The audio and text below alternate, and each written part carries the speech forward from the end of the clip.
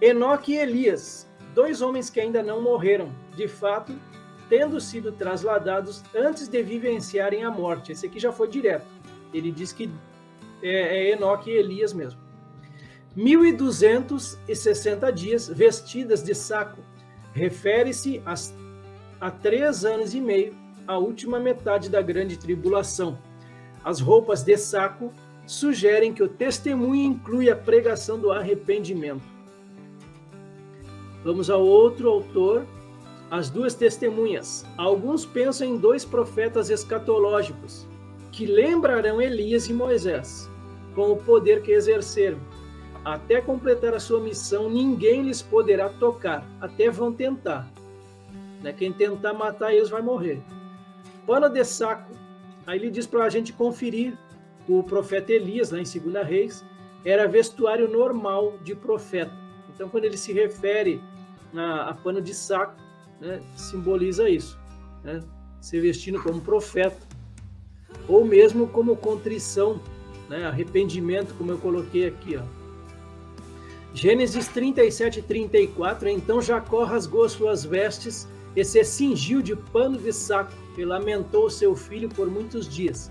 Aqui é quando José havia sido levado como cativo lá para o Egito. Os irmãos enganaram o pai dele ali. Existem outras referências também aqui, cobertos de saco, se prostraram sobre seus rostos, rasgaram suas vestes, vestiu-se de saco de cinza. Tem bastante referência a respeito disso aqui também. Vamos ver lá Daniel 9, gosto muito de Daniel. Daniel 9, 3 ao 5. A oração de Daniel pelo povo. E eu dirigi o meu rosto ao Senhor Deus para buscar com oração e súplicas, com jejum e saco e cinza. Então Daniel aqui está se humilhando diante do Senhor. E orei ao Senhor meu Deus e confessei e disse: Senhor, Deus grande e tremendo, que guardas a aliança e a misericórdia para com os que te amam e guardam os teus mandamentos. Pecamos e cometemos iniquidades e procedemos impiamente e fomos rebeldes, apartando-nos dos teus mandamentos e dos teus juízos. Aqui sobre esses 1.260 dias, é o período restante da grande tribulação. Daniel 12, 7. Eu ouvi o homem vestido de linho que estava sobre as águas do rio, o qual levantou ao céu a sua mão direita e a sua mão esquerda e jurou por aquele que vive eternamente, que isso seria para um tempo, tempos e metade do tempo, que quando tiverem acabado de espalhar o poder do povo santo, todas estas coisas serão cumpridas. Então ele se refere a esse tempo, tempos e metade do tempo. Tempo seria 1 ano, tempos 2 anos e a metade do tempo, meio ano. Apocalipse 13, 5, mais 2 spoilers aqui para a gente fechar. Foi-lhe dada uma boca que proferia arrogâncias e blasfêmias e autoridade para agir 42 meses. Então, a partir daqui, Apocalipse 11, o anticristo já começa a dominar, a contar esse tempo aí de 42 meses. E lá em Apocalipse 12, 6, a mulher, porém, fugiu para o deserto, onde lhe havia Deus preparado lugar para que nele a sustentem durante 1.260 dias. Essa mulher vai ser protegida no deserto. A gente vai estudar ainda mais à frente quem é essa mulher. Apocalipse 11, 4. São estas as 2 oliveiras e os 2 candeeiros que se acham em pé diante do Senhor da terra. Com quem as testemunhas se parecem? As 2 oliveiras e os 2 castiçais lembram Josué, sumo sacerdote, e Zorobabel, príncipe, encarregados de reconstruir o templo no retorno do cativeiro babilônico. Mas quando abrem a boca, incendeiam os seus inimigos e têm poder sobre os céus para que não chova enquanto profetizarem. Isso recorda o profeta Elias. Podem converter as águas em sangue e ordenar pragas sobre a terra. Isto retrocede a Moisés. As 2 testemunhas agem como Moisés e Elias e os superam. Moisés e Elias também apareceram ao lado de Cristo em sua transfiguração, conforme está registrado nos evangelhos. 2 oliveiras e 2 castiçais, ambos representam as 2 testemunhas e se referem à visão que o Senhor deu ao profeta Zacarias. Subtítulo: 2 oliveiras e 2 candeeiros, Gênesis 5, 24. E andou Enoque com Deus e não se viu mais, porquanto Deus para si o tomou. E o que significa isso? É explicado lá em Hebreus capítulo 11, 5. Pela fé, Enoque foi trasladado para não ver a morte. Não foi achado porque Deus o trasladara, ele foi arrebatado. Pois antes da sua trasladação, obteve testemunho de haver agradado a Deus. Malaquias 4, eis que eu vos enviarei o profeta Elias, antes que venha o grande e terrível dia do Senhor. Ele converterá o coração dos pais aos filhos e o coração dos filhos aos seus pais, para que eu não venha e fira a terra com maldição.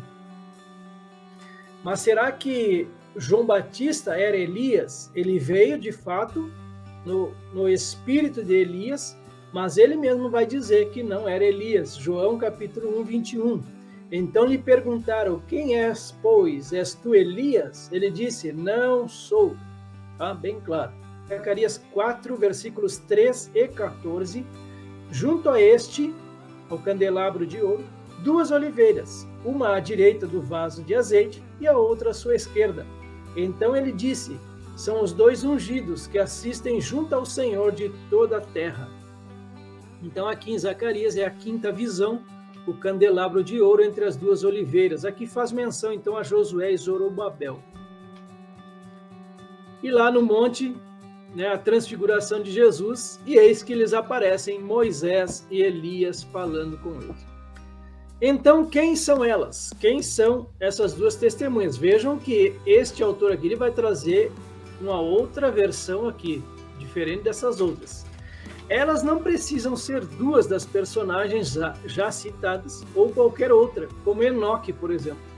Assim como João, o Batista, veio na virtude e poder de Elias, e não era Elias.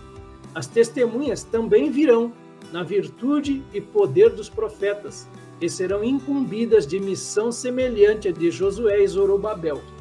Consideremos ainda que pode se tratar de 2 grupos de fiéis, os santos da tribulação e os israelitas selados, que não se submeterão à autoridade da besta e não aderirão ao sistema que ela implantará. A respeito do Senhor de toda a terra, nem precisava a gente mencionar, Isaías 54, 5, ele é chamado Deus de toda a terra. Miqueias 4, 13, ele é o Senhor de toda a terra. Avançamos, Apocalipse 11, 5, se alguém pretende causar-lhes dano, sai fogo da sua boca e devora os inimigos. Sim, se alguém pretende causar-lhes dano, certamente deve morrer. Sairá fogo à esquerda de vocês aqui, diz respeito ao juízo e não a fogo literal. Seja morto. Isso revela a proteção do Senhor e de qualquer maneira que ela seja necessária. Não há dúvida de que o anticristo procurará matá-los de muitas maneiras. Aqui na direita, mais um comentário. Estas testemunhas se encontram num mundo semelhante ao de Elias, hostil à adoração ao Deus único. Mas também tem o poder de Elias e de Moisés diante do faraó. Lançarão manifestações da vingança de Deus sobre este mundo que incorrigivelmente luta contra Deus. Essa cena aqui de Elias e os 3 capitães, por exemplo, lá em 2 Reis 1, 10 ao 12. Elias, porém, respondeu ao capitão de 50, se eu sou homem de Deus, desça fogo do céu e te consuma a ti e aos teus 50. Então fogo desceu do céu e o consumiu a ele e aos seus 50. E aí veio mais um grupo, com outro capitão, mais 50. E novamente ele vai dizer, desce depressa. E aí Elias vai responder, se eu sou homem de Deus, desça fogo do céu e te consuma a ti e aos teus 50.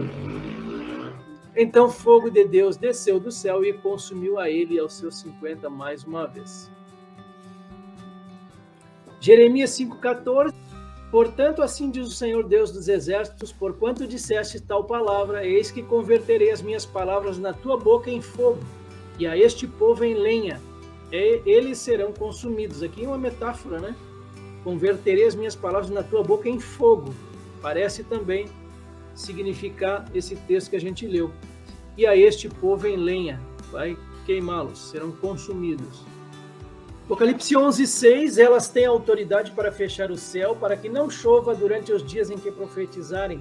Têm autoridade também sobre as águas, para convertê-las em sangue, bem como para ferir a terra com toda sorte de flagelos, tantas vezes quantas quiserem.